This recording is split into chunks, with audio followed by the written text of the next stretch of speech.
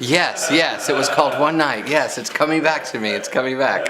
I knew that at that audition, it had gone one of two ways. I thought I either got this job or they'll never see me again for anything. So, luckily, I got the job. And, I remember Gary being,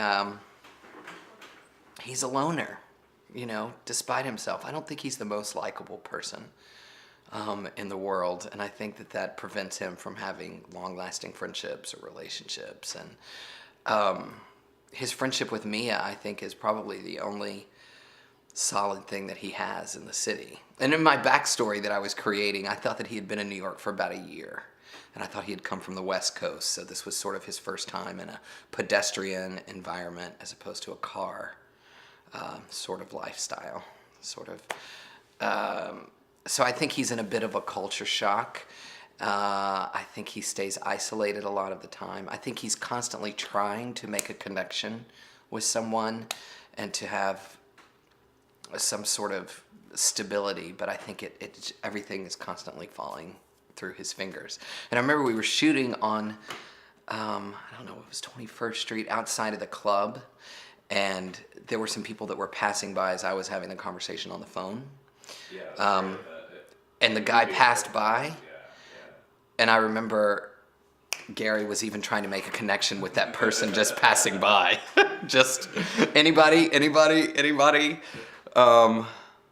So I remember that, especially, that shoot on the street. Right.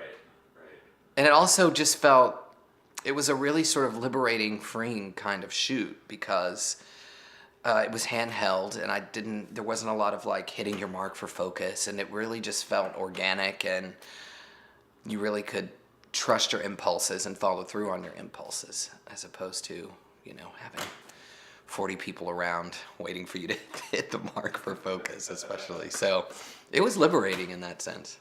And I think that he finds pleasure in someone just engaging him in some way, be it negative or positive. That's funny. Yeah.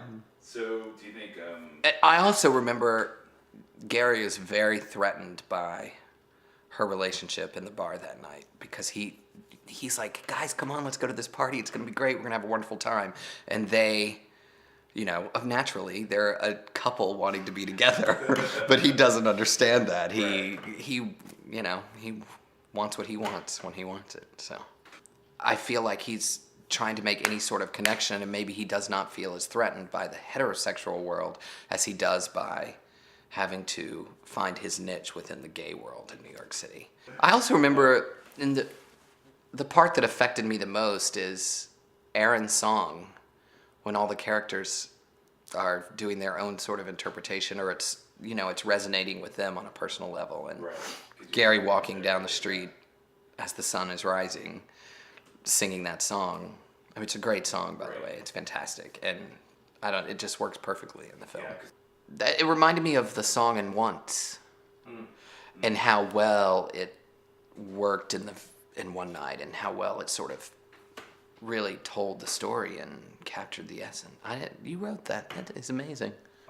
I thought it was, it's beautifully, beautifully done, the way the lives intersect. And I also did this show on ABC called 6 Degrees, which was, it wanted to sort of accomplish the same goal, is that these lives in New York City are all sort of fading in and out of each other, and everyone is separated by only a few other people. So, yeah, I just thought it was beautifully told. One Night tells that story in a beautiful, unique sort of way. Cool. And it also, One Night allows the stories to sort of resonate.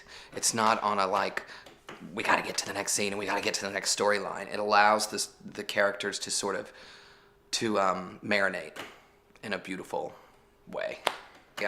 I loved the older characters and I loved the younger characters and the whole generational span.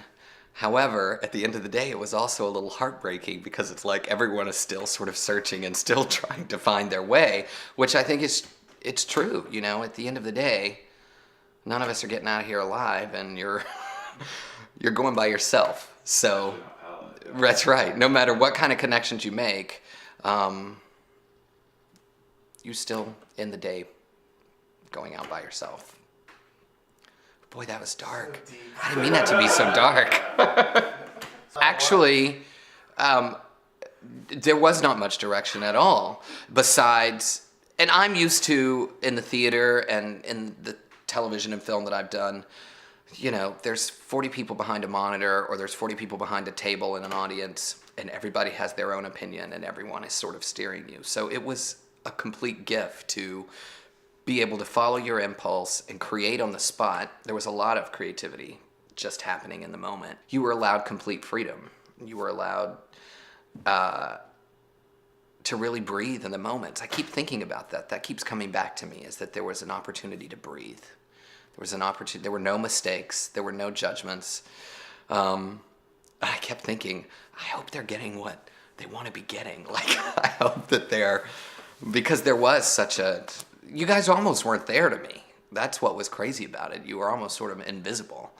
I think that's why I felt the impulse of the guy on the street. I felt like, well, I'm going to follow him and follow that impulse, and they can follow with me if they like. So. That's funny, yeah. Well, the scene with Mia in the shoe store surprised me. I'm really proud of that scene for some reason, even though I have like 4 words. There's something about the way that we're listening to each other that I thought was really rich. And, you know, we were actually in a shoe store in the East Village shooting this scene, and they were nice enough to let us take an hour. And we also shot really fast, which was good. I felt like it wasn't laborious in any sort of way to go back and do it again and do it again and do it again.